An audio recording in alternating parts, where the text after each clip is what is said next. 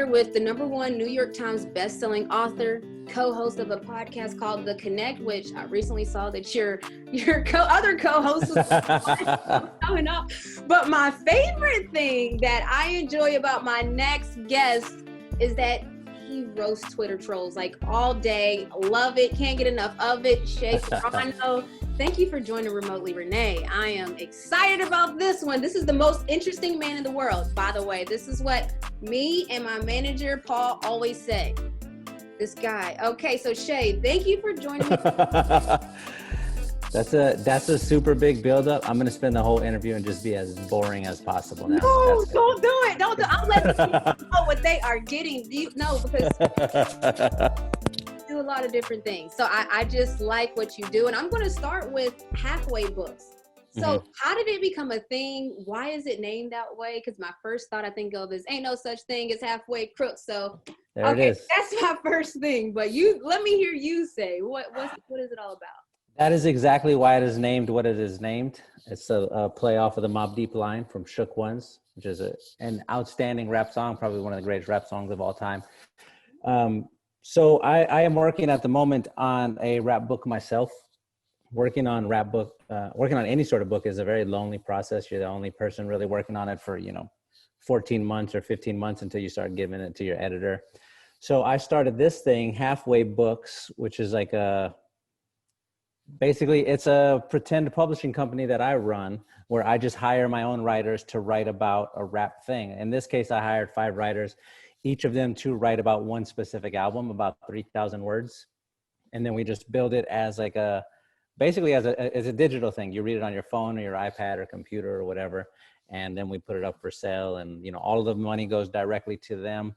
But I just wanted to have some people who were working on a rap thing while I was working on a rap thing. And then I can have some friends. I'm paying people to be my friend. That's what it is. No, so I like that. And that's what I was going to say about you being an author. Typically when people hear author, they don't think of Scrubs. They don't think of The Office. They don't think of rap, when you think of authors and what they write about. But that's what I love about what you do. You write about different type of topics that somebody that might not read might actually read your stuff. So how did you get first, how did you just even get into that field to I'm just going to write a book? I'm just going to do it. All of this stuff that happened with my writing career, it all was an accident.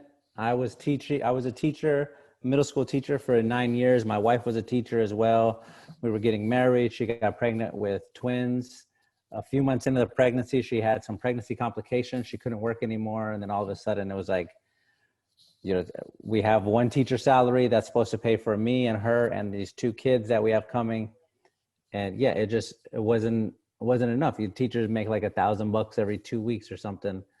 We were living in Houston. It just didn't fit. So I was trying to find another job that I could do to just float us until she went back to work. And, I tried at Target or Papa Dough or whatever. And I kept getting turned down because they said I already had a full-time job and I couldn't work when they needed me to. Wow. So I'm just Googling work from home jobs. Writer was one of them. I guess I'll try this. I started freelance. You never written anything before? You just kind of no.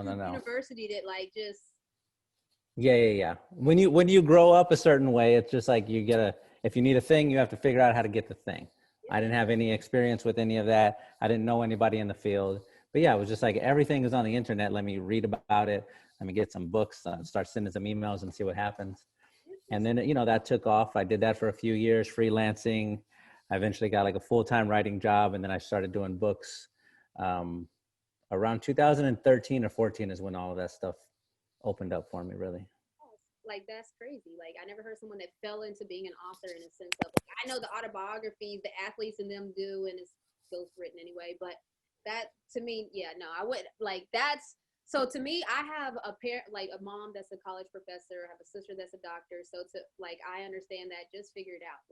Yeah. Author, never would have thought of it. And speaking of, okay, so we're talking about different people. A lot of people call teachers heroes, because they teach and everything.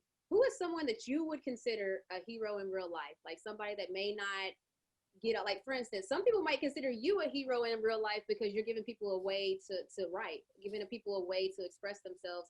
Halfway Books is a job opportunity for people, and that's what you needed, and you created that. So who would you consider is a hero in real life? Is this a thing where I'm like not allowed to pick my parents or whatever? I have to. Whoever you want. Oh I mean, yeah. Okay. you do Well, both. Do both actually. I want to do both. Yeah. all right. So yeah, we'll go that way because, you know, we grew up on the south side of San Antonio. My parents, they had me when they were teenagers, and you know, they had to drop out of school. Nobody got a degree. They're just like hustling their way through it. And so you're growing up watching them do that, watching them go through the little food stamp hustle where you're flipping like 2-for-1 type of things, or the big trash hustle where you borrow someone's truck and then you drive through the neighborhood and pick up the like valuable pieces of trash and take them to the flea market and clean them up and sell them. Or, you know, I'm watching them like do what they need to do to make it. So you know, I become a grown up and I find myself in some spots where I'm like, oh, I don't know how we're going to pay these bills. I'm just going to try and do what they were doing, hustling for that. Yeah. So there's that one. And then like, yeah, you're saying a bunch of nice stuff about me. I'm like, just turn it back to you. I started following you when I saw you doing all of the activism stuff during the protests. And I was like, well, I know this person from following the WNBA. Let me see what's going on. And I think it started out real small. You were just out there like handing out bottles of water to people as they were walking by. And I'm like, oh, okay, cool. And then 4 months later, you're on every TV channel and show like you did the exact same thing like that. I'm sure probably wasn't your plan or what you had like aimed for, but you just were following your feet. It's the same thing here. So I'll pick you. There you go. Look, that's lit. Okay, this is definitely going to make the show. Thank you, Shea. So now I'm going to switch gears a little bit. So James Harden just turned down $50 million in 1 year, 2-year, $100 million contract. The main reason, though, did you know why he declined it? I just saw it like 20 minutes ago. It said the owner's support of Trump is what I saw, which is awesome. This created a huge debate. Okay, that's interesting. This created a huge debate because as I was on TMZ, my co-host was saying that this is ridiculous. Athletes should not be doing political decisions like this because at a certain point, maybe we should all just break apart. What are your thoughts on athletes making like these type of decisions that may not be basketball related, but other things related? Like, what are your thoughts on that topic? Oh, all of this stuff is all tied together. And if you know that your boss is somebody who supports this person who is making life very difficult for anybody who isn't a rich white man, I don't need to be here if I don't want to be here. So I can just leave. I'm all for it. I am 100% all for it. Okay, good. No, that brings me to another thing. So a lot of times when the athlete makes a decision to leave, it's like a whole different scenario than when the team makes a decision to leave. For instance, DeAndre Hopkins. So I know everybody. I'm going to go. I quit. I'm out of here. This is the worst interview I've ever done. So tell me, what are your thoughts on that? Because you see how if the player makes a decision, sometimes people have a problem with it. But when a franchise decides to get rid of a good player, it's no problem. It's just a trade. It's just part of the business. What are your thoughts on DeAndre Hopkins and what the that was like one of those situations where a sports trade happened and it just really hurts in your chest a whole lot. This is one of the best receivers in the NFL. 2018, this is my favorite like recent football stat of all time. 2018, they threw the ball, Deshaun threw the ball, or whoever other quarterback we might have had when Deshaun was out, threw the ball at DeAndre Hopkins 115 times during the 2018 season. 115 times they threw it at him, and he caught it 115 times. He had 0 drops for a whole season. Every time they threw the ball to him, he caught it. And then, you know, so it's unreal. At the time, the greatest in the NFL. You can argue top 2 or 3 maybe right now. But you have this guy. You have this guy that is just beloved in Houston, just a beloved person. The only stories you hear about DeAndre are good stories. Same as like when we had Andre Johnson. Same as what you hear about Deshaun. The only stories that ever come out are like he did this really nice thing for these people, blah blah blah. But he gets into it with Bill O'Brien, and Bill O'Brien at the time was not only the coach but also the GM who's supposed to have oversight over the coach, and Bill shipped him out of there. I think Bill knew he was done at the Texans, and he was like, you know what? Let me just burn all these bridges real fast. Right. Let me set it all on fire. And terrible. We didn't even get a first round pick. Are you serious? What are we doing? Perfect, because we have a remotely ranting segment, and that's like so perfect for it. And we also have another segment called Remote Reviews, and this is basically book club for TV. And I saw that you are watching a particular show, The Queen's Gambit. I need. Oh, dude, are you watching it? Are you watching it? 3 episodes in, so not like with no spoiler alerts. Tell me like about like why is this show so good? Rate it 1 to 10. 1 to 10. This is a solid 9.5, maybe a 10. I think it's my favorite show. It's between this and Ted Lasso, my favorite shows I've watched this year. Okay. But Queen's Gambit, 9.5 is high, so I like that. So tell me, why is the Queen Gambit 9.5? Okay, so the show is number one. It's a really smart show. I always like when we have a TV show where we're just watching smart people do smart things. Yes. And so, there's like a bit of wish fulfillment there where there'll be like scenes where she's replaying a whole game and just in her head and doing it. And like, man, I wish I could do something like that. Yeah. So there's that. The actress in it, of course, Anya Taylor-Joy is just outstanding. It's shot in this really cool way.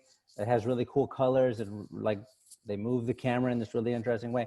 But what I found most enjoyable about it is that like the further into it you get, the more and more it begins to feel like you're watching a sports movie. Because, she's like chasing down this, not necessarily a championship, but she's chasing down a big match against a big, terrifying opponent. And she's just getting more and more powerful as it goes. And like we're going to hit certain points where she's like going to mess up, something bad's going to happen, whatever. And then in the end, we're finally going to get the big showdown. But watching it, Laramie's my wife. We started it like Friday night, burned through it. It's like 2 a.m, and then we wake up and we're like, let's go ahead and just crank out the rest of these.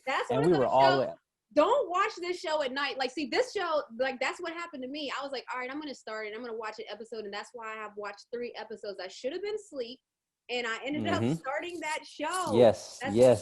What happened to me. Okay. Are you allowed to cuss on this podcast? Yeah. Oh, okay. Listen, we're watching it. And as the matches are going, I have no idea what's happening on the board. I don't understand like chess beyond a very basic level. But I'm just there like, fuck them up, Harmon. Like I'm watching a game is what it feels like.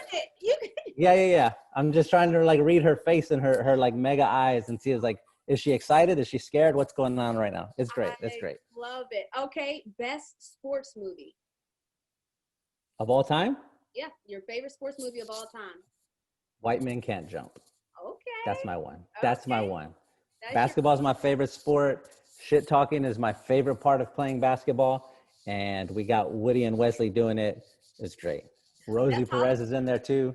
Oh, yeah. No, a lot of people, that actually hasn't been, that's the first White Man Can't Jump we have. A lot of people have been saying Blue Chips, He Got Game. That's been the popular answer. Those are solid. Those are okay. But White Men Can't Jump. That's the one. That's the one. Best holiday movie. Best holiday movie. Oh man. You know what? This is like a very corny pick, but I have been watching this since I was a kid. I feel like I was indoctrinated into this movie. Is A Christmas Story. That one they play 24 hours on Christmas Eve. It's a classic. Yeah. If anybody doesn't agree, they're crazy. All right. So what's your first vacation spot when things are free to travel and clear? Where are you heading to? Where are you going? Oh man. I was just talking about this. I've been in like several fights with my family about Thanksgiving and Christmas and like the plans. Everybody's trying to like meet up and I'm telling them we can't do this. We got whatever. So my first like thing I want to do once we're clear of everything is I just want to see all my people again. That's it. Couldn't agree more. And we've got a big, very active family. I just want to see them all. Oh, look, me too. And that I would say that's been one of the hardest parts. That's why, by the way, on the show remotely, every episode, my mom is going to be on there and my sister as well as my manager. So that's kind of the way that I felt like I was going to be able to connect more with them because of that. So completely agree. What was your AIM name? Do you remember? Oh, like Instant Messenger? I'm sure it was just my regular name. Instant Messenger? We didn't have the internet at my house when I was like a kid in school. Even when I left to college, if I came back and I wanted to check my grades, I had to like walk to the library by our house. So we didn't really have that. Wasn't until like I got into college a couple years where we got the internet. So I don't think I had one, but if I did, I'm sure it was just my regular name. Oh, no, I can guarantee you it would not have been your, not on AIM. I was RDM Taz on AIM. Like, no, that would not have been your name. Okay, so this is Remote Scoreboard. Who are your favorite sports teams, starting with the NBA? The Spurs, my beloved San Antonio Spurs. Okay. That's where I'm from. That's where I live now. I've been following them since I was colors right now, just so since I was a baby. The silver and black, you know what it is. NFL. The Texans, sadly. We didn't have an NFL team in San Antonio, and when I moved to Houston right when the Texans were starting up, I was like, all right, I'll make this my team. Had I known how it was going to go, I would pick somebody else. Yeah, they're struggling. I mean, I'm here in Atlanta, so our Atlanta sports aren't killing it right now, but I gotta just fight it out. What about MLB? Do you have a team? I only watch baseball when it gets to like the last games of October or whatever. So whoever's playing, the Dodgers, I guess right now, because it was really fun to watch them win. But so usually the Astros. You got to choose one for this one, okay? I'll give you a pass on the MLB because I wouldn't have a team. I mean, the Braves. But sure. WNBA team, it doesn't have to be like my team, but are you like, because there used to be a team in San Antonio, the Stars used to be. Yeah. They were in San Antonio. They left. They became the Aces. I started following the WNBA when Asia got to the league, and I was like looking for a team. Yeah. I said, oh, well, they were already in San Antonio. Let me like look up them. It was a young team. They had Asia, they had Kelsey. And then, they just kept getting these big drafts. We got Liz now, De'Erica. Like, that's my team. Y'all are stacked. We would, I swear, I was just on a Zoom the other day with Sue Bird for this other podcast. Uh-huh. And I felt bad because we lost to them in the finals. But I think we would have beat Seattle. If we had all of our pieces, if we had our pieces, I think we would have been, okay. Listen, you can't do much with Breanna Stewart. When she turns it on, when she turns on the big engines, there's not a lot you can do. But I think if you have De'Erica Hamby out there chasing her around, bumping her, shoving her a little bit. That was a big blow. That one hurt. Right before the finals, that was a big blow. But Seattle's tough. I mean, I think you guys would give them a run for the money. It's probably gonna be a rematch next year. You never know with those two teams. But I hope so. Hey, do you ever talk to Kennedy Carter? Is that like your friend? How does that work? I don't like talk to her on a normal basis now. She was like, when the rookies were coming in, I was really excited about her. I was watching her a lot of Texas A&M. Yeah. I started following her when she hit that big shot in the tournament, that game winner. Yeah. That like pop, in front of the top of the key. And I'm like, let me watch this player. You're a real fan of women's basketball. I love it. All right, so since we're all in the house a lot more, we all been eating a lot more. What's like your go-to snack right now?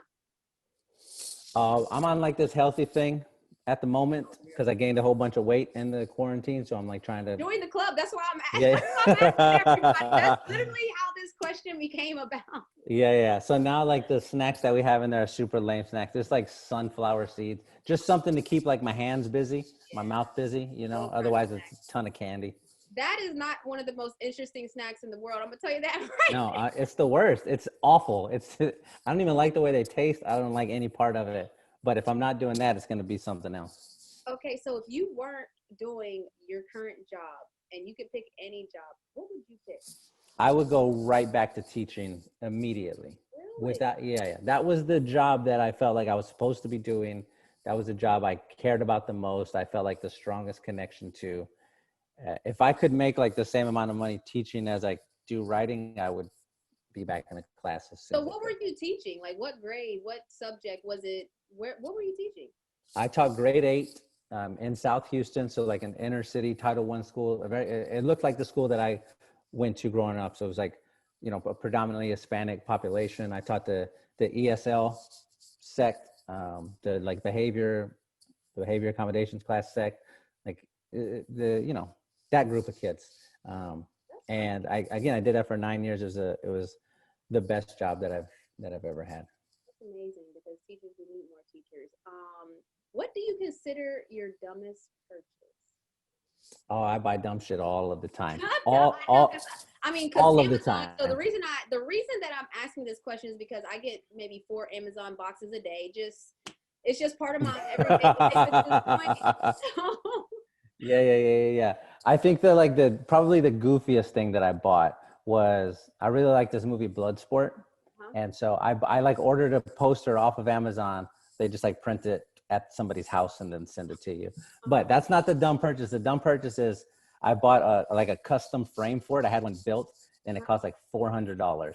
And it's the most I ever spent like on any little thing like that for a $50. It better still be hanging up. It is. It is. I mean, it's in my office. I haven't been to my office in a few months, but I assume it's still in there. Okay, so if you had one, I don't want to say wish, but if you could tweak one thing in the near future, what would it be? I think the obvious pick here is that that the pandemic just sort of is done. That would be awesome. But if it's not going to be that, if it's something great, you know what I really want the Spurs to be in the playoffs again. We didn't get it because of the, whatever. We didn't get it because we didn't get it. But let's go with that. That. Okay, so you want the Spurs. Wait, I think my guy plays for them still. Rudy Gay, is he still with you guys? He is not. No. I'm sorry. Because that's my fellow Husky. I was going to say shout to my Husky guy, but never mind, Shea. Okay. No, I'm just playing with you. He's still there. There. Yeah. All right, so shouts to my guy, Rudy Gay, UConn Husky. You better know it. He's repping the Spurs right now, but I rep anybody that's repping the Husky. So my last question that I always like to ask people, how are you connecting while being remote? How are you staying connected to people? Twitter is like terrible for a lot of things, but it's good for me for that. Not a whole bunch has changed in my own like little tiny personal life because of the pandemic. Like when I was going to an office, I was in there by myself anyway, and mostly I was just seeing people on the internet or in my phone. And so like the pandemic started, I just like moved my desk to the house, and now I just sit here, and it's all the same stuff. Probably the biggest difference is I don't get to see my family, as I mentioned, or I used to have like a lunch date every like 3 or 4 times a week. I don't get to do that. Really? Yeah. But it's mostly Twitter. It's mostly texts. Mostly just like talking shit with my friends on there. Okay, cool. So you're a typer.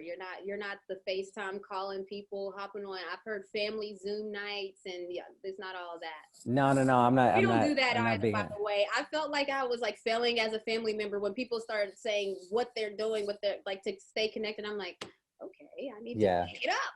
No, that's not me. The only person I really FaceTime with is my guy Jason, the co-host you mentioned. Oh yeah.